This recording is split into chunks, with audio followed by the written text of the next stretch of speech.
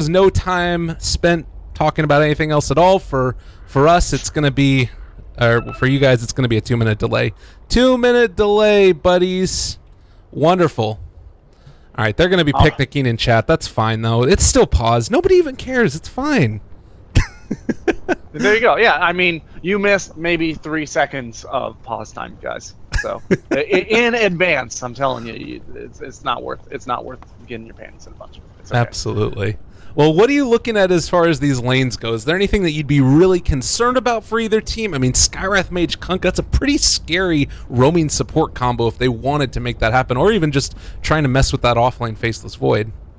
Yeah, and also just having the Sand King here in the offlane with this potential for that Skywrath Mage to rotate up, the slow into the stun could actually be pretty difficult to deal with if you are, say, in Oracle. They don't really probably have very much kill potential on the Clinks in that safe lane. Clinks should be able to do a decent job of harassing the Sand King out, so that lane should basically be a wash, barring any really well executed rotations. The mid lane is going to be, I think, probably the lane to watch here, just because the offlane Void probably doesn't have a ton of kill potential either. And I assume that is what we're seeing here, the offlane Void. So, really, the mid lane is probably A, where we're going to see the most rotations, and B, where we're going to see the most kill potential. All right, well, we'll see if that does indeed happen. Early TPs are going to go out there. Kefka on his Sand King is going to make his move towards the top. Meanwhile, down towards the bottom lane, we've got DNZ on the Oracle. Going to be playing a little bit of fancy footwork here with Biver. Not sure if they're going to spot each other. Does look like there'll just be ships in the night passing as he drops down that sentry ward. And another one off towards the pull camp. That should signal to the Skywrath Mage that there's an Oracle around here. Let's make something happen. They are going to try to move in on it, but there's nothing really they can do at this point. Oracle's just a little bit too fast, and they lack the ability to actually move in and get anything. Bear in mind, they only have one reliable stun, or semi-reliable stun in Prodota Gaming for this stage of the game, and that's on the Sand King out here in the offlane.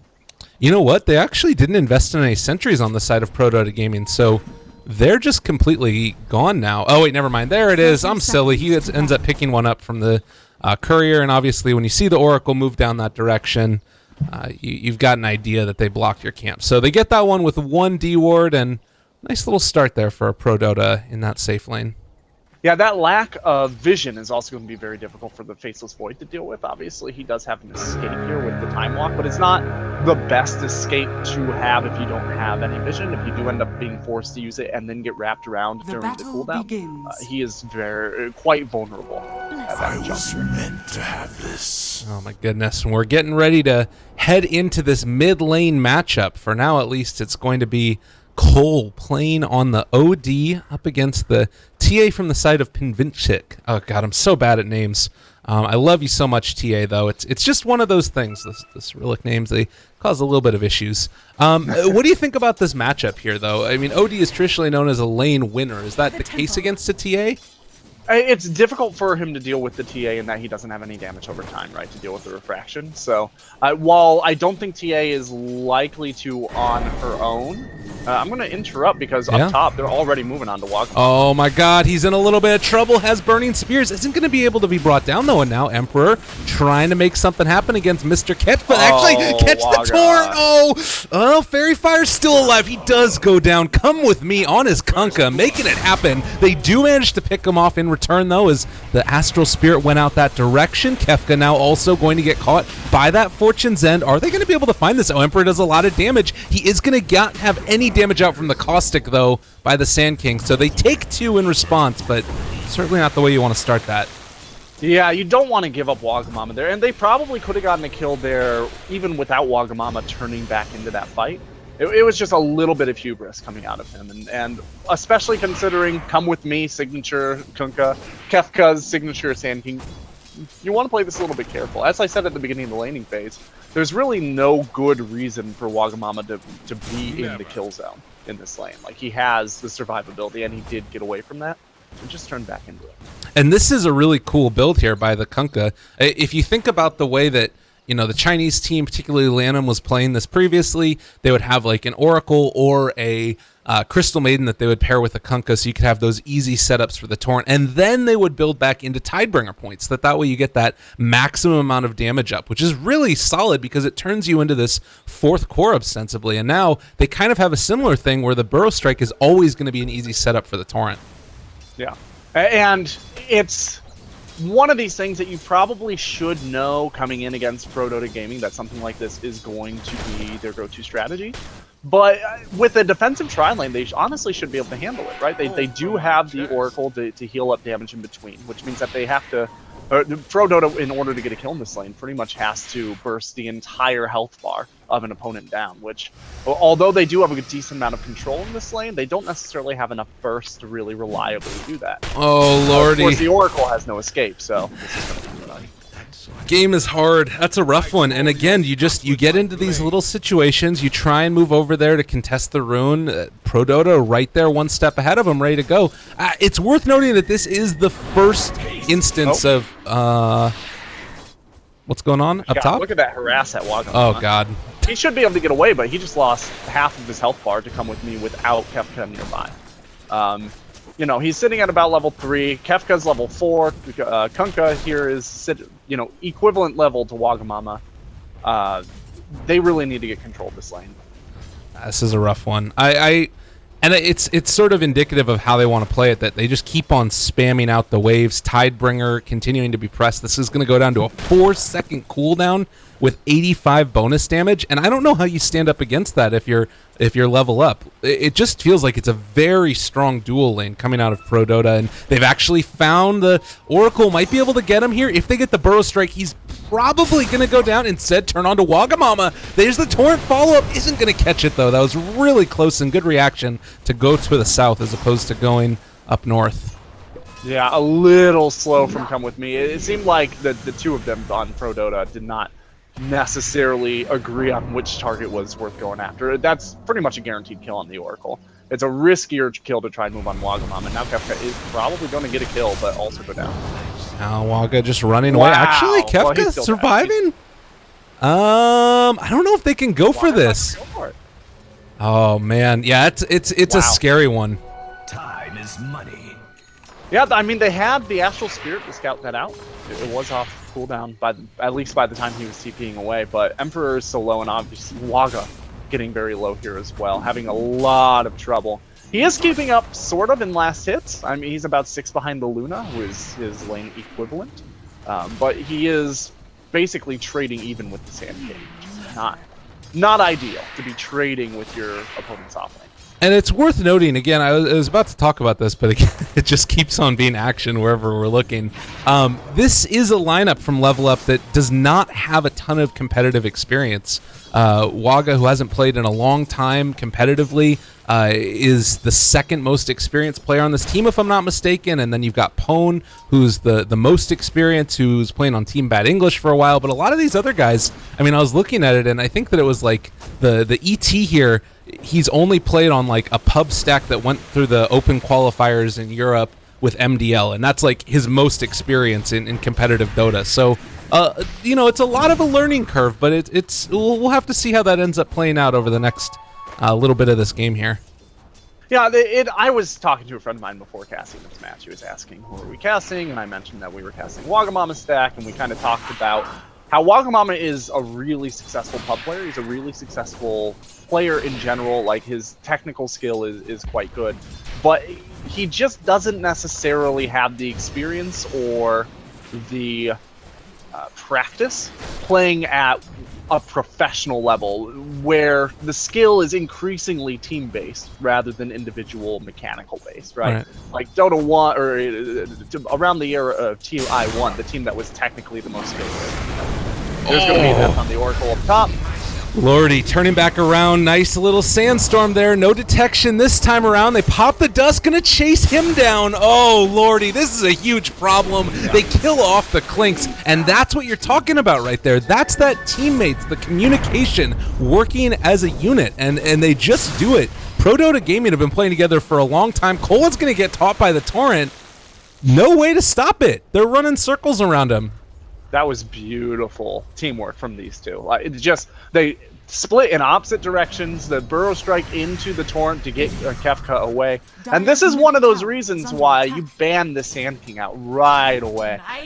I realize that Level Up, when you look at their draft history for their very limited number of games, they're extremely concerned about the Drow Ranger, I mean, Drow has been really popular in China, has been increasingly popular in the West since around a month before TI. We haven't had a lot of Prodota games, so the meta hasn't changed a whole lot since TI. And it's a hero that they are not comfortable giving to opponents. But in the case where you have an opponent that has a 91% win rate with the specific offlane and, you know, a signature hero like Come With Me's Kunkka, you got to get rid of at least one of those, and we're seeing exactly why. And it's really worth noting that there is some, you know, individual outplays that are going, but it's much more just the team dynamic here of Prodota that's really making it work. It's this dual offlane with just great synergy, knowing how to play against it, and then likewise on the side of Level Up, maybe a little bit of, oh my god, a catapult is stuck in the air there. That was kind of weird. Oh, Pone's going to go down bottom. Oh, all right, and then they end up being able to find the kill. Thank you for helping me catch that one at the very end. But yeah, Prodota just on top of it. Oh my god, my attention is, it's gone. I'm lost. And they end up being able to find another up top. They're going to chase down Waga, pop the dust. They do have vision now. Oh, there's going to be the burrow strike. Follow through with the torrent. Easy peasy for Come With Me. Trading over the aggro away from Mr. Kefka. And he is still going to get caught there as they might be. There's just no follow-up, though. You absolutely, the second that Oracle goes down, Wagamama just has to back up. Yeah. Because you know that they're carrying dust, and the only way to get rid of that is for the Oracle to purge it off. Without that interaction, this lane is not safe for him. The only escape that Klinks has is Skeleton Walk, and the movement speed isn't going to help because you have that lockdown combo, right, of the Torrent and the Sand King coming in with the Burrow Strike. So the only way to escape is pretty much to not be seen. Yeah, it's true, and it doesn't really feel like now any of these lanes, like it's all constricting in on top of them. The off lane, tower now gone, Pone is left out on an island completely alone. He did only die once, and he's having an okay time. And you can see also, as far as the CS is concerned, it's not going completely terribly. It's just that this Luna is farming like a madman and is going to start taking out these camps as well. We've been focusing on the top lane because that's where the action's been, and that's where the signature heroes are as well for Prodota Gaming. But if you have been keeping an eye on the minimap, you will have noticed that Pone ended up spending a lot of time in the off-lane jungle rather than in lane. And, you know, it amounts to 63 and 24 for this Luna at 9 minutes and 20 seconds, right? But 82 is the max creep score without jungle creeps at 10 minutes. And Luna's going to be very close to that. Yeah. That's pretty absurd.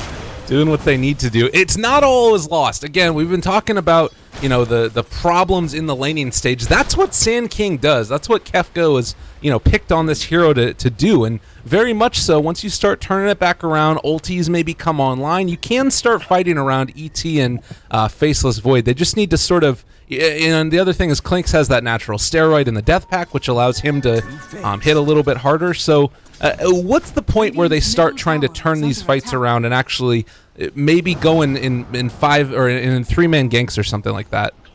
I think that they need to be moving around and just letting Klinks farm, right? So presumably they need to get into this off lane and apply a bit of pressure. The Chronosphere is up. They could ostensibly do it, but probably they want to let Faceless Void get enough farm that he can buy an item first, just in case it doesn't go their way. So it looks like he's going to go into Treads to open. Probably once he finishes that, just in case the fight doesn't go their way, they'll be ready to pick a fight. And until then, probably they'll have to sacrifice his tower, because Garder's just way too far ahead. Right? He's got power treads and more than mask ready to go. Meanwhile, there's really not a lot available for level up across their entire team. And Pone is going to move down here. Waga's behind enemy lines as well. They drop the Chronosphere. Just going to go for a quick kill with the Burrow Strike turnaround. Oh, Kefka's found him. There's the boat. There's the torrent. It's going down. They have been able to find at least one. Can they take the other? First Chronosphere of the game taken down in that fashion. X back, they do get the stomp to try and counter-initiate, but Luna is just too large, and she takes the kill. Helm of the Dominator completed now. Lordy, lordy, this is a scary Prodota team. I mean, that was a decision that is not totally unreasonable to make. Obviously, it's not the decision that I expected them to make, nor do I think it was the right decision to move in on that. But it's not unreasonable for them to say, okay, our opponents are way ahead. They're not going to expect us to try and take this pick. Luna is pushing top, so probably she has backup there. She's probably baiting. And they just misread the situation. They thought Garter was sort of a flagship of a larger force up on the north side of the map, and it turns out that the opposite was true. It was Beaver, who was down bottom baiting out, and Level Up went on the wrong hero. Yeah. Well, we'll see if they can make something happen with their second initiation. Again, this stage of the game is just so scary to play against the Sand King, who, by the way, has an Arcane Rune Blink Dagger up and online. Could think about going on to Cole. Needs to be careful. They drop the ward behind them, so they are going to spot this Oracle. Kefka moves in, goes for the Burrow Strike, finds the catch. There's the Torrent. There's the boat. Again, bringing down Cole. He does get the Fate's Edict off, but it's not going to be enough, and now it just means that the Oracle is going to die. Guess what? Emperor might as well if he's not getting out of here quickly. Yeah, all right. So for the turnaround here that really Level Up are looking for, they absolutely need to get some vision out on the map and be able to control enough of the map to get tier 1 items. If they can get tier 1 items before their opponents get their tier 2 items, their second level, maybe they have a short window, like a 90-second window probably at most, in order to take a really good fight. Come With Me is going to try to move on to Wagamam up top. He's got the dust. He's going to go ahead and use his drums, actually, for this. And this is Waga. Yeah, that's really unfortunate. Again, these like little movements around the map, you can understand what it is. Like, you feel the need to try and push out these lanes. Solo, you have to play very aggressive when you're behind as far as a farming carry, and it looks really bad, but it does create some space. And if he gets out after at least applying a little bit of damage onto that tower, it really helps out his team a lot, but unfortunately just got caught there, and Prodota punishes exceptionally hard. So very unfortunate. It does look like Kunkka now is going to be going back into an armlet, and God, when you start getting that amount of net worth on the Kunkka, I mean, just look at it right now. 4,600, he's almost above the OD. Yeah, and that splash damage is really difficult to deal with if you are Level Up. You know, it chews through armor, so they don't really have a way to deal with it. None of them... I mean, the Faceless Void is holding on to a stout shield, but, like, they don't really have any good way to deal with the Tidebringer. And at this stage, with him this far ahead, it's an enormous nuke across their entire team to open up every fight. And then mid. Now they're going to be able to find Cole. Already lost the Oracle, and they throw out... Well, this could actually look a little bit better. Biver dropping low. Cole is going to fall, though. OD did get the kill first. They dropped the Chronosphere. The follow-up is going to be there, trying to burn through the refraction charges from Big Vixit, and they are going to be able to throw out the boat. So Rum Buff keeping them alive. They managed to hit the stomp, but it's only just going to be to try and escape, and unfortunately, they got their eyes on the prize. Kefka finds him. That's Klink's dead. Now they've got the X. There's the Torrent. A nice Fate's Edict, but too much physical damage at this point, and they just bring down that ET as well. Lordy, 17-3. It's been a bit of a rough one. Yeah, pretty consistently, one of the problems that we're seeing Level Up have is that when they do get something to trade or something looks decent for them, they aren't getting themselves into a defensive enough position after that. They're finding themselves a little strung out. I mean, Klinks was way out ahead of his team by about 300 or 400 units there, and with the Sand King walking in, there's nothing that Level Up can do if that Klinks gets caught out. And unfortunately for him, like, there's nothing that he can do to escape it at this point, right? He's got no real farm. The lane didn't really go his way. And until his team is able to make up the space for him to catch up, which he doesn't do particularly well because he doesn't flash farm, right? This is a hero that's very dependent on hero kills. Yeah. He's not going to be able to get favorable trades at this juncture. So he really does need to catch up on farm and hope that his team is able to hold on the high ground long enough.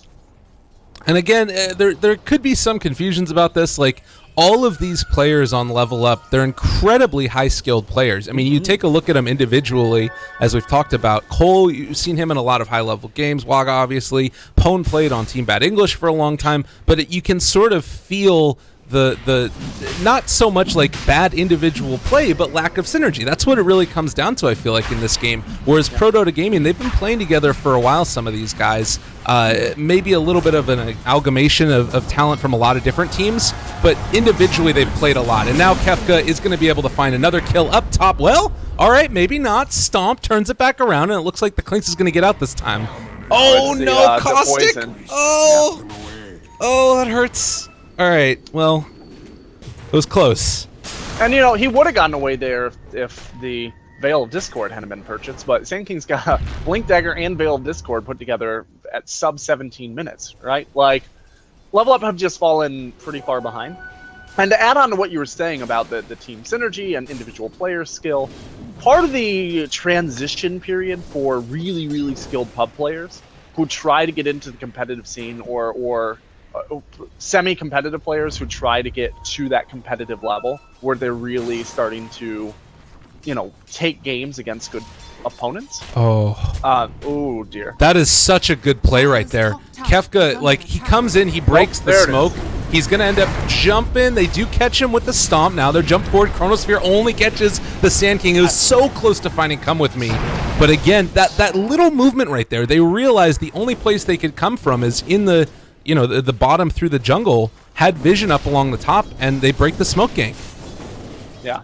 The problem is, I don't think he realized that he broke the smoke gank because he hung around way too long. Right. I think it was just, you know, he was there kind of being aggressive and farming and being in a good spot. Statistically, your opponents are likely to come through there. Oh, lordy. Jeez. Yeah, this is what I was talking about earlier with Level Up just not taking the advantage and backing off. They're not happy with what they get. They want to go out for more, and then they end up getting somebody picked off. That's a fight that they really could have saved for their tower. Lordy. Cole starting to get taken down as well. There's the X. Might need to go for the self Astro, but it was on cooldown. They take him down. And they are going to be able to try and cut the creep wave, I guess, maybe, but it's starting to feel like racks are going to be online. Yeah, it's so back to my point that I didn't get to finish because I was rambling a little bit. One of the biggest challenges for that type of player that is a very skilled individual pub player is learning that in competitive Dota, like high-level competitive Dota, the same stuff that will work in high-level pub matches won't work there. Right, the sort of aggressive posturing that you can bait your opponents into really close, tight, on the edge plays. It's much less likely when your opponents are communicating better and they're more experienced and they are, you know, of equivalent technical skill. One of the things that pub players really thrive on is having one or two opponents on the other team and one or two allies on their own team, having disparate skill levels, and that creates a different environment to play. That honestly, you need to train yourself to get out of to play at the competitive level. And I will say that again, there's positive things to take from this game. I feel like it at various points. Like, you've still got this lineup that was able to stay with them for a while against this very strong, aggressive dual lane. It's a learning curve, really, very much for a lot of these players who haven't, you know, had that experience yet. And I'm sure that they'll be able to look back on the footage as well and take some stuff from it. We're talking like the game is over. Is there any way to get back into it right here for Level Up? What's the play? Chronosphere? It's a pro Dota gaming decision. If they just go way too far forward and get themselves caught out, yeah, pro Dota gaming could lose this. Well, there's the boat throwing out. It keeps Garter alive. They do throw out the Mystic Flare, though, and a whole heck of a lot of damage as they've taken down the Void already. Chronosphere no longer with them. They're going to X-Back Emperor. Can't find the kill, but it does look like Pro Dota are going to call off the charge with their Luna dead. Maybe lose the TA. Oh, just barely going to be able to stay alive there. And Come With Me is actually going to X himself. Going to come back into this. Oh, Epicenter. Turnaround Veil dropped. Oh, they're all going to die. That's going to be 2 dead. Emperor falls, and that's probably the mid-barracks. GG is going to get called. Just one more example of Level Up not being happy with what they get, wanting to go a little bit farther out after the advantage. It's a reasonable impulse, but they really have to fight it when They're playing against opponents that are clearly a little more experienced, a little more established, and whose communication has been better honed over time. Well, that's game number 1 in the books. Prodota Gaming just take a demonstrative victory. Level Up are definitely going to have to look at the footage of that one, figure out what needs to get changed. Anything that really sticks out to you in the draft, possibly, that could be mixed up here? Yeah, I think that don't give Kefka that Sand King, and probably a little bit more traditional synergy for Level Up would be good. Like, they did have a little bit of AoE combination in their draft, but they didn't have any classic combos that are easier to pull off, and it's pretty clear to me that Level Up's communication patterns are not quite as effective as Prodota's right now. They haven't gotten to that point because they're a new team. That means that they have to draft easier to execute lineups. Okay, well, ladies and gentlemen, we're going to be back in just a couple of minutes with game number 2 as we get ready to switch over the BTS EU Series, final best of 2 of the day. Stick around. There's still some more action going on BTS 1 as well if you want to hop over there, but feel free to come back. It's got Prodota versus Level Up next.